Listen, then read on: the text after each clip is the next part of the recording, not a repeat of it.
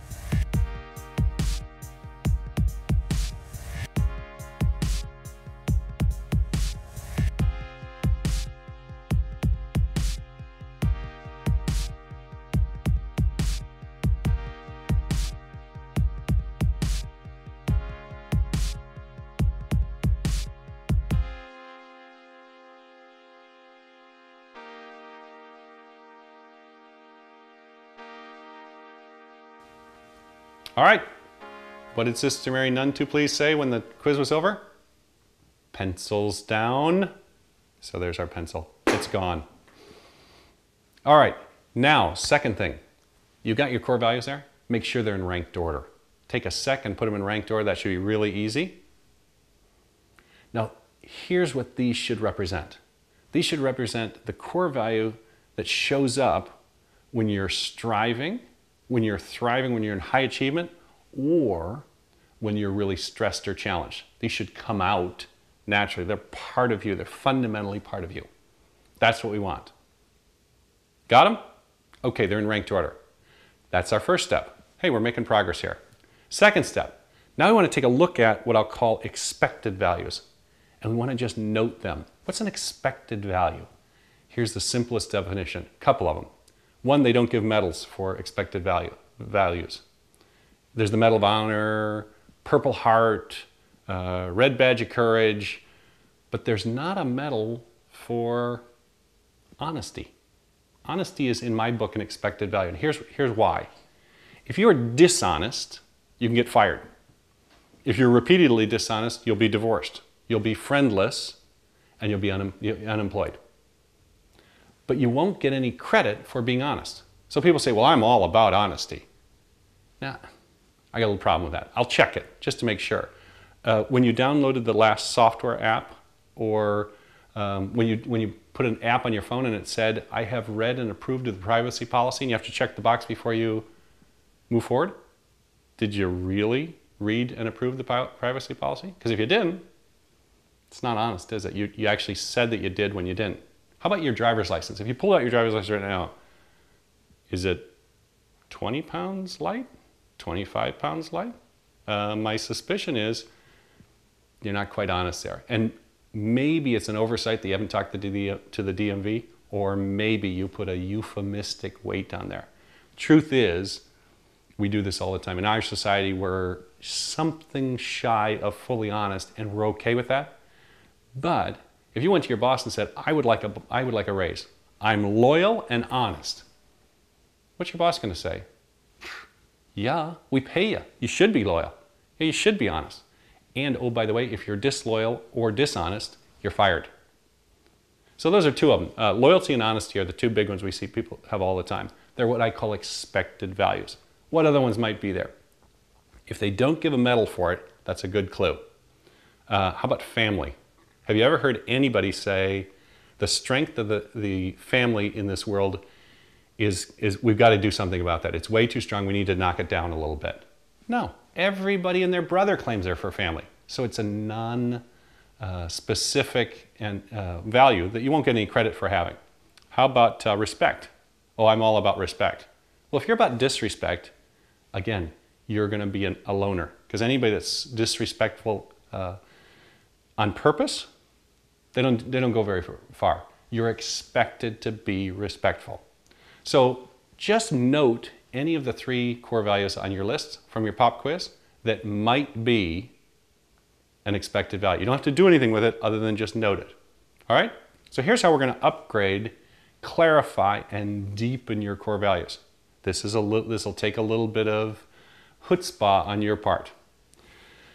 Connect with, this is what I want you to do. I want you to connect with the last time you were really upset, really frustrated, really angry, or just downright pissed off about something that occurred. It happened to you. You might have done it to someone else. You might have been frustrated with yourself. You might have been frustrated with society. But connect with that anger, and I'll use that word, or frustration. I want you to feel it right here. Now, retell the story. That make sense? You're going to do this in a minute. I'll show you how this goes. For me, I was in the grocery store 4 months ago. You go down, you end up in the cereal aisle, and you know I love the cereal aisle because there's 300 brands of cereal. They're all screaming for you to buy them. The way they market those, the colors, the flavors, the vitamins, the whole bit. Lucky Charms is my favorite. There's a leprechaun, there's marshmallows, it's red, it's playful, it's really fun. Well, who's in the aisle but a mom with a 2.5-year-old in the cart, in the little bench seat, and maybe a 4-year-old or 4.5-year-old tagging alongside. What do they want to do in the cereal aisle? They want to grab every box of cereal. Every kid does. Every adult does. I do. Well, the mom's getting increasingly frustrated. Don't touch that. Put that back. Eventually, she chides the kids, scolds them, and the little one keeps pulling, because the cart is close enough, keeps pulling boxes of cereal off the shelf. What does mom do? In full public, starts smacking the kid in the grocery store. I was shocked to begin with, and then got really upset. Because for me, that was such a violation of a fundamental core value that I hold. I didn't even know which one it was, but it was interesting to watch because some people started coming down that aisle and they bolted. They were like, she needs a minute, I'll give her some privacy, while she smacks around a 2.5-year-old. I was just the opposite. I went up, and I've seen this before. I knew what I was going to do. I simply went up and said, quietly, could I help? All I wanted to do was break the rhythm. But the reason was it was such a fundamental violation of another human being that it really bothered me. Obviously, it didn't bother everybody, but it bothered me.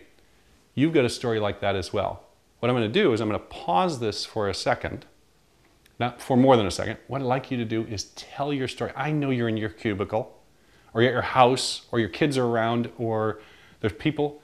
That's okay. Tell your story, even if you just walk through it. I'm going to take a break. I think what I'll do, I'm multitasking. I think what I'll do is I'll run in place so I get some exercise while you guys are doing this. But I'm going to pause it for a little bit. Pause it. I'm just going to run while you do this. So go ahead and tell your story with all the emotion and the frustration and the anger. Got it? Okay, I'm going to run right now.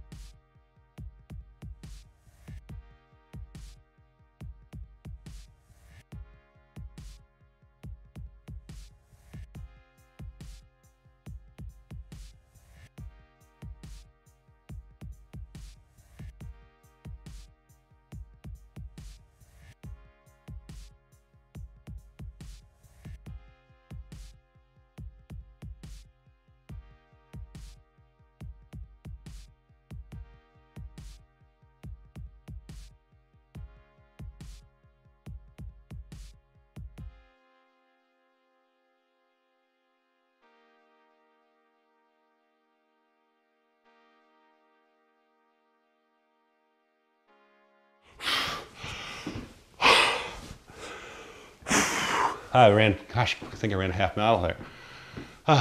Did you tell a good story? Good, I just needed to catch my breath there. Thanks for telling a good story. Hey, some of you maybe said, I didn't have a story. I don't get upset. I don't get upset. Sure you don't. You never get upset, do you? I don't either. If you don't have a episode that's happened recently where you got really upset, use a pet peeve. It'll work just as well. So here's what I'd like you to do. I'd like you to take your story, and now it was this big, and it was in full graphic color. Now I want you to get it down to the headline. If you had to tell the story in one sentence or one phrase, how would you name your story? How about it? The grocery store? Mom smacking around a little kid? Gosh, what would I say? I'd say, frustrated mom smacking around her kid. That's how I would name my story. Simple. So it's not this big anymore. Now it's about this big. Okay? Take a sec. Give a headline to your story. Won't take too long. All right, you got it?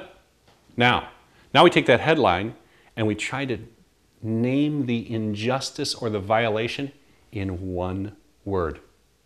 What really bothered you? For me, you know what it was? It was the violence. It was just unnecessary. You didn't need to smack your kid around because they're taking a box of cereal. But violence would be the violation, if you will, for me. For me, that just really bothersome. What's your one word? What's the violation? Make it as graphic as possible. You got it? All right. Now, put a descriptive word with the violation. So my violation was violence. What made it so inappropriate was it was unnecessary or excessive or inflammatory. I think I'll go with excessive. Excessive violence would be the violation. What's your descriptive word? Now here's the rule. The more inflammatory the violation, the better at this point.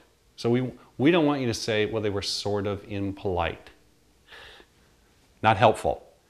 Were they incredibly rude? That's the same thing in better language. We want the most descriptive violation you can get. So I'll use excessively violent.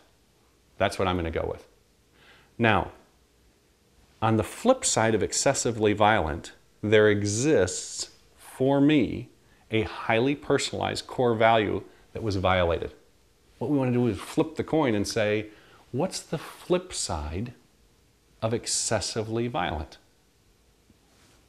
Don't do that every day. Give me some choices. How about caring, loving, honoring? What could the mom have done? She could have encouraged. Maybe encouraging is good. Maybe even playful. That's a stretch. But get a list off the top of your head of what the flip side of the violation would be. For me, I think it would probably be encouraging or honoring. She wasn't honoring the human being that she's been entrusted to raise, her kids. So there's a lack of honor. I think the violation was, I hold honor as a really strong value, and the mom was not honoring her kids. And that's why, for me, it was such a huge violation when other people said, I think I'll just not go down this aisle right now. I'll come back to this aisle. They walked away. I couldn't back away because it was such a big violation for me. Well, you have the same thing. What's your core value that was violated through your story? All right. So here's what we do now. Now we go back to your original pop quiz. You had 3, maybe 4 values on your pop quiz list. I suspect that one of them is an expected value. We want to take the value that you just uncovered from your story and supplement or replace it. Where does it go on your list? Is it your top value? Does it supersede all the other ones you had from the pop quiz? Does it simply replace the expected value you had on there? Try that. Now let's re-look at your list And with any luck, we've upgraded and personalized your core values. That'll give us a clue as to where you show up when high achievement, high performance, challenge, or stress shows up. And that's a clue to your genius. That's what we're looking for here. Here's how you know you got the right ones on your list, all of your core values. One is when adversity hits, this core value will show up in abundance. So most people, when adversity hits, they either become better or they fall apart. To the extent that stress or adversity brings out the best in you, these are the core values we're looking for. Do those fit your list? Or the other way you could look at it is when you're calm, this is by design the values that you want to become more of every day. It'll answer either or both questions. You got it? Thanks for playing today. I absolutely acknowledge the time, effort, and striving that you're taking to find your own genius. Stay with me and you'll see more videos to help you on that path. All the best.